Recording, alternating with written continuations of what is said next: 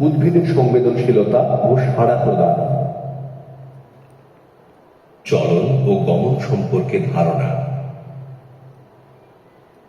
প্রথমে জেনে নিতে হবে সংবেদনশীলতা কাকে বলে। যে কোনো ধরনের পরিস্থিতিতে উদ্দীপকের সহায়তায় উদ্ভিদের সাড়া প্রদানকে বলে সংবেদনশীলতা বা উত্তেজিতা।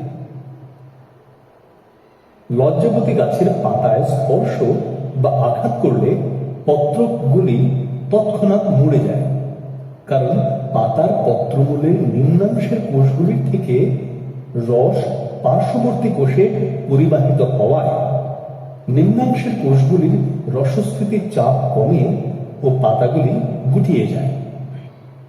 হাতের স্পর্শ বা আঘাত হল এখানে উদ্দীপক। চলন অর্থাৎ ইংরাজিতে যাকে আমরা বলি মুভমেন্ট। জীব এক জায়গায় স্থির অবস্থায় নিজে থেকে অর্থাৎ স্বতঃস্ফূর্তভাবে বা উদ্দীপকের প্রভাবে দেহের বিভিন্ন অঙ্গ নাড়ালে মানে সঞ্চালন করলে তাকে আমরা চলন বলি। চলন প্রধানত উদ্ভিদের ক্ষেত্রেই দেখা যায়। এবার গমন অর্থাৎ লোকোমোশন। যেভাবে জীব অঙ্গ প্রত্যঙ্গ সঞ্চালন করে সমস্ত দেহকে এক জায়গা থেকে অন্য জায়গায় নিয়ে যায় তাকে গমন বলে। সুতরাং গমন হলে চলন হবেই।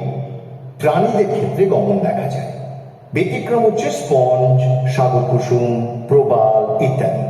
এরা প্রাণী হলেও গমনে অক্ষম। আবার ক্ল্যামাইডোমোনাস উদ্ভিদ হলেও গমনে সক্ষম।